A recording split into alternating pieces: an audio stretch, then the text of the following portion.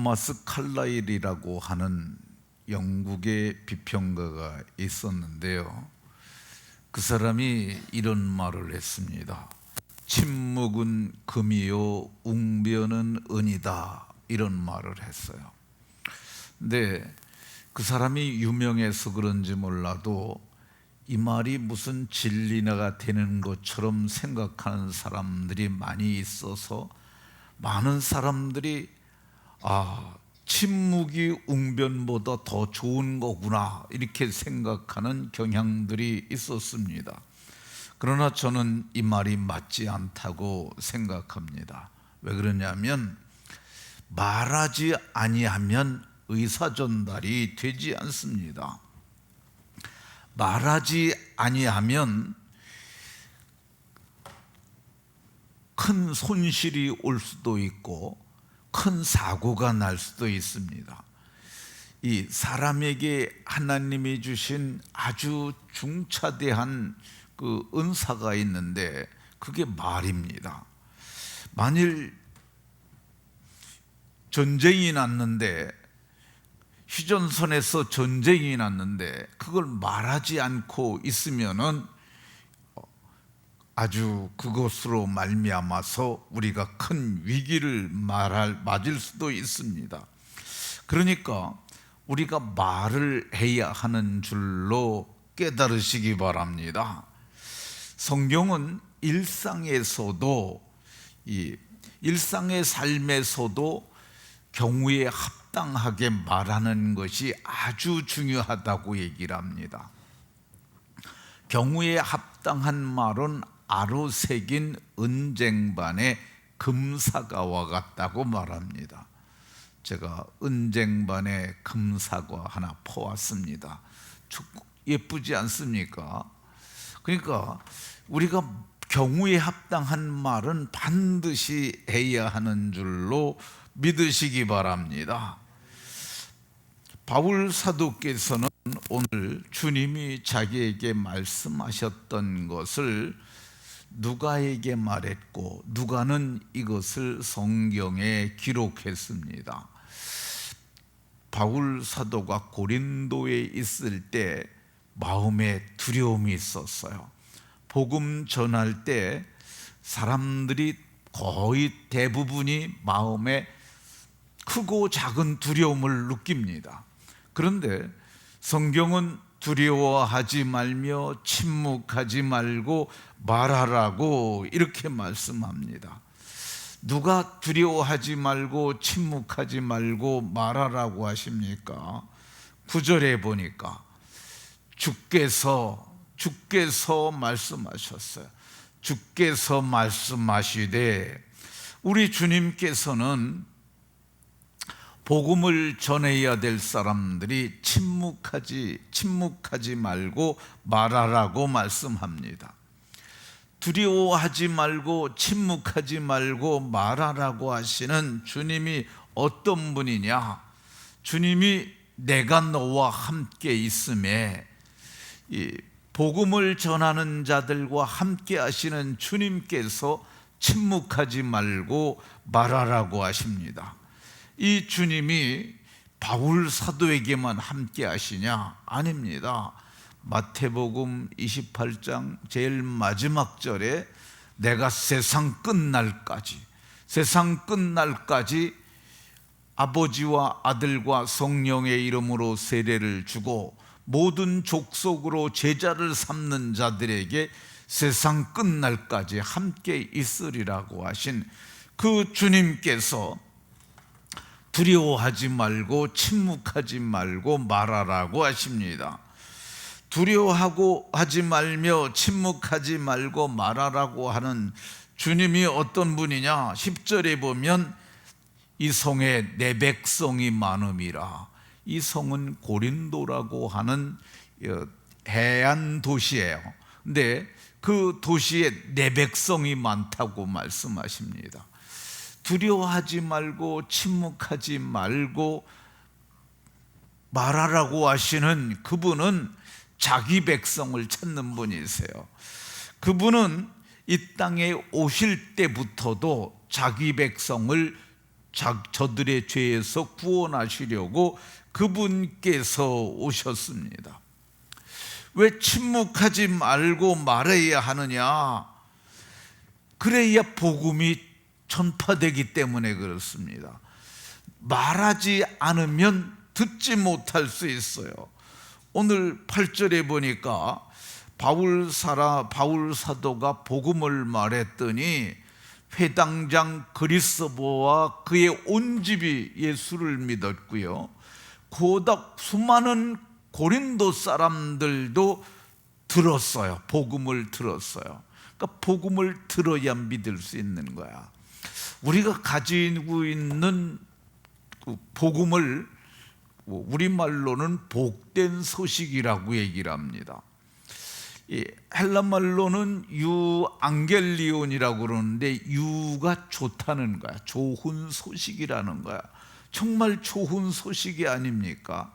하나님이 우리를 사랑하셔서 독생자를 주셨고 그분은 우리 죄를 대속하여 십자가에서 우리의 죄값을 완전히 다 지불해서 믿기만 하면 구원을 받는 이 복음을 우리가 가졌으니 복음을 전하면 저들이 듣게 되는 줄로 믿으시기 바랍니다. 왜 침묵하지 말고 복음을 말해야 하느냐? 그래야 저들이 믿을 수 있기 때문에 그렇습니다. 듣지 못하면 알지 못하고 알지 못하면 믿을 수 없어요. 그러니까 내가 말을 해야 저가 듣고 들어야 저들이 믿을 수 있는 겁니다. 복음은 사람에서 사람에게 전달되는데 특별히 그리스도의 사랑이 마음에 부음받은 그 사랑의 마음을 가진 사람들이 사랑의 감정을 담아서 믿음으로 말하게 되면 그 복음이 그 사람의 가슴으로 넘어가서 그가 믿을 수 있어요. 전하지 아니하면 듣지 못하고 듣지 못하면 믿지 못하니까 침묵하지 말고 말하라고 얘기를 합니다. 바울 사도께서 두려워하지 말며 침묵하지 말고 말하라 하신 말씀대로 그렇게 말을 했더니 8절에 수많은 고린도 사람들도 세례를 받았다고 이렇게 얘기를 합니다. 그러니까 세례는 뭐예요? 세례를 하기 전에 하는 것이 있어요. 그게 뭐냐면 정말 당신이 믿습니까? 그걸 묻습니다. 이거를 우리는 공고백이라고 해요. 공동체 앞에서 고백을 하는 거죠. 진짜 믿느냐? 그랬더니 저들이 진짜 믿는다고 그래서 그리스도와 함께 죽고 다시 사는 대속의 체험이 되는 공고백을 한 후에 저들이 세례를 받았던 것을 볼 수가 있습니다. 침묵하지 말고 말을 해야 하는 이유가 뭐냐? 내 백성, 곧 주님의 백성을 구원할 수 있기 때문입니다. 주님께서 바울 사도에게 말씀하시길 침묵하지 말고 말하라. 왜 그러냐면 이 성중에 내 백성이 많다고 이렇게 말씀합니다. 하나님은 자기 백성을 찾으세요. 그래서 자기 백성을 구원하시기 위하여 하나님이 우리에게 독생자를 주셨어요. 이는 멸망하지 않고 영생을 얻게 하기 위함이었는데, 근데 전하지 아니하면, 말하지 아니하면 듣지 못하고 듣지 못하면 믿지 못하니까 바울 사도에게 말씀하시길 두려워하지 말고 침묵하지 말라고 말씀합니다. 침묵하지 말고 말해야 하는 이유가 뭐냐?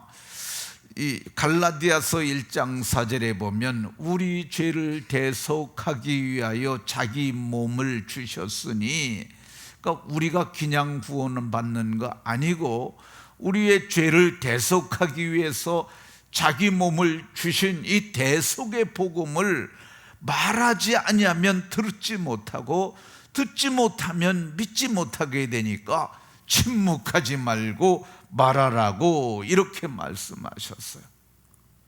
하나님께서는 이 복음이 전파돼서 사람이 구원되는 방편을 전도라는 방법을 사용하셨는데, 이게 전도가 세상 사람들 보기에는 미련한 것이라고 그랬어요. 근데 하나님은 이 미련한 방법으로 믿는 자들을 구원하길 기뻐하셨다고 말씀하고 있습니다. 근데 왜 하나님이 이렇게 하셨을까? 하나님이 이 모든 사람들의 꿈에도 현몽하실 수 있어요. 그런 일이 지금 중동에 지금 이란이 이스라엘과 전쟁 중에 있지 않습니까? 근데 이란에 최근에 회심한 사람이 100만이나 된다고 그래요. 이란 인구가 약 9천만 명 되는데 그 중에 100만 명은 결코 적은 숫자가 아닙니다. 그런데 그 사람들이 회심하게 된 게 다 그런 것이 많대요. 초자연적인 역사를 보고 그렇게 하신다는 거야. 근데 왜 하나님께서 이란에만 그렇게 하실 수 있겠어요? 대한민국에도 꿈에 3일 동안만 주님이 모든 사람에게, 믿지 않는 자들에게 나타나면은 다 그 다음 주에는 교회가 앉을 자리가 없을 겁니다.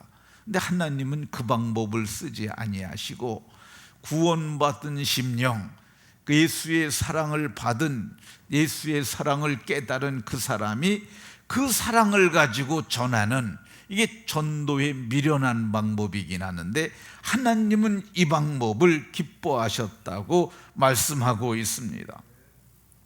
그러면 침묵하지 말고 무슨 말을 해야 할까? 4절에 보면 안식일마다 바울이 회당에서 강론하는 것 좋은 방법입니다. 강론은 1:1 강론도 할 수 있어요. 제가 신방을 가게 되면 이제 믿지 않는 식구들이 있을 때 다 모이라고 그러고, 그 새가족 신방하면 거기서 제가 이제 그 구원 얻는 복음을 제가 테이블 버전이 있어요. 그걸 가지고 그 사람들 앉혀놓고 얘기를 합니다. 사람이 어떻게 구원을 받는지에 대해서 제가 말해도 되겠습니까? 묻고 그리고 써가면서 얘기를 하는 거예요. 그거 아주 소그룹에서 강론하는 거죠. 근데 이게 저만 할 수 있는 게 아니라 여러분들도 다 할 수 있는 거야. 강론할 수 있어요. 두 번째 방법은 권면입니다. 권면. 이 4절에 보니까 유대인과 헬라인을 권면하니라. 인종, 종족을 막론하고 권면할 수 있어요. 권면은 다른 생각을 가진 사람들을 우리와 같은 생각을 갖도록 설득을 해서 납득되게 하는 거야. 이게 굉장히 중요하다고 생각이 해요. 그러니까 설득을 하는 거야. 왜 예수를 믿어야 하는지, 예수님 믿으면 뭐가 좋은지 여러 말로 해서 저를 설득을 해서 저희가 그렇구나 하고 납득하기까지 이거를 하는 거예요. 이게 왜 필요하냐면은 사람들이 예수님을 믿지 않잖아요. 이게 불신의 마음이 어디까지 내려가 있느냐 하면 마귀가 붙잡고 있고 그 뿌리가 지옥까지 가 있는 거야. 그러니까 이 권면은 어떤 거냐면 그들의 불신의 신앙을 뿌리를 흔들어서 뽑아내서 그들이 생명의 나라에 뿌리가 내리도록 하는, 이거 아주 중차대한 사건이죠. 성경은 저들을 사망에서 생명으로 옮기는 것, 이거를 골로새서 1장 13절에서 우리를 흑암의 권세에서 건져내서 그의 사랑의 아들의 나라로 옮기셨으니, 이게 어떻게 이루어지느냐? 하나님이 혼자 하시지 아니하시고 구원 얻은 심령이 여러 말로 권해서 그들을 옮기도록 해주시는 것을 볼 수 있습니다. 침묵하지 말고 뭘 해야 되느냐?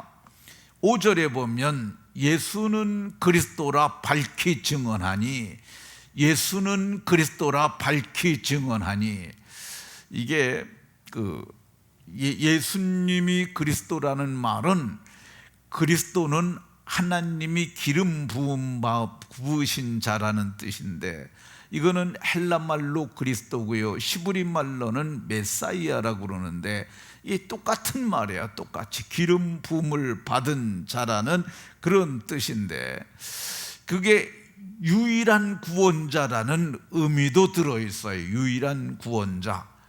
근데 유대인들이 기다리는 그리스도가 있어요. 근데 그 유대인들이 기다리는 그리스도는 어떤 그리스도예요? 모세와 같은 그리스도예요. 이 모세가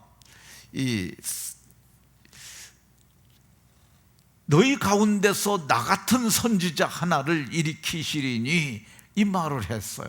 그러니까 이게 메시아거든요. 그러니까 유대인들은 정치적인 메시아를 기다린 거야. 뭐냐면은 애굽에서 이스라엘 백성들을 이끌어낸 그와 같은 정치적 지도자를, 정치적 메시아를 기다리고 있는데, 근데 실제적으로 메시아는 어떤 메시아로 오셨어요? 그분은 처녀가 낳을 아들로 태어나셨고, 때가 참에 여자에게서 나셨고, 이 메시아는 어떤 메시아냐?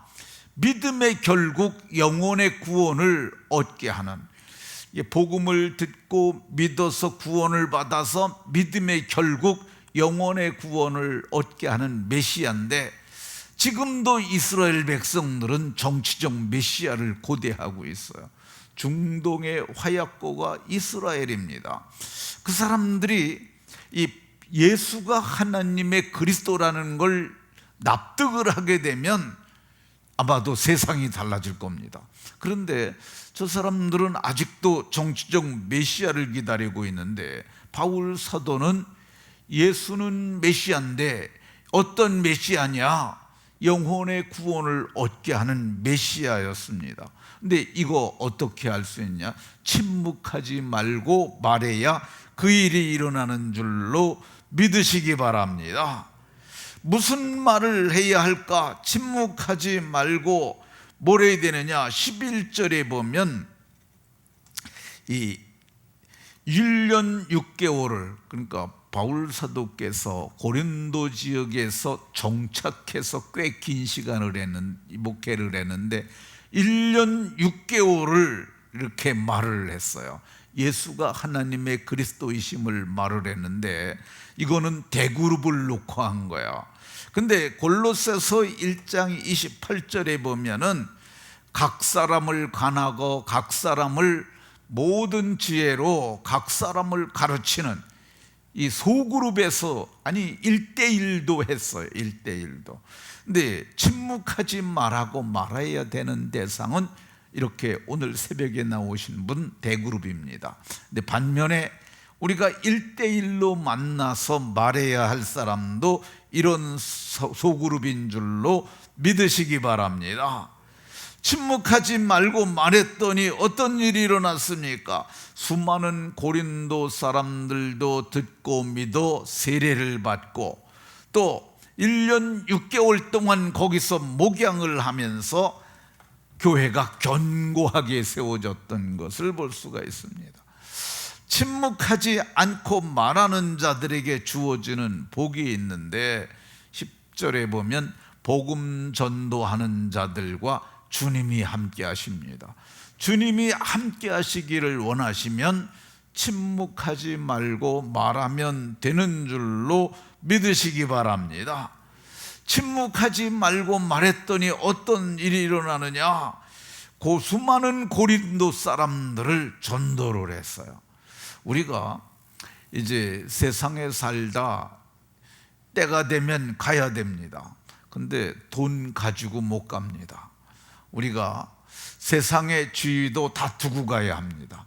근데 가져가는 게 하나 있어요. 그게 뭐냐면, 내가 전도한 사람들 이미 그들이 하늘나라에 가 있습니다. 그것이 상급이 되고 보상이 될 겁니다. 성경은 이 많은 사람들을 옳은 대로 돌아오게 한 자는 별과 같이 영원토록 빛나리라. 이게 별이 빛나잖아요. 근데 그걸 우리는 스타라고 불러요. 저 사람 스타야. 근데 우리가 천국의 스타가 된다는 말이죠. 예수님께서도 그때의 의인들은 자기 아버지의 나라와에서 해와 같이 빛나리라 이렇게 말씀하셨어요. 그 영광이 우리에게 있습니다. 말씀을 마치도록 하겠습니다. 복음을 전하는 일이 조금 두려울 수 있어요. 근데 성경은 두려워하지 말며 침묵하지 말고 말하라고 말합니다. 복음을 말해서 사람을 살리고 세우는 은혜가 모두에게 있으시기를 예수 그리스도의 이름으로 축원합니다.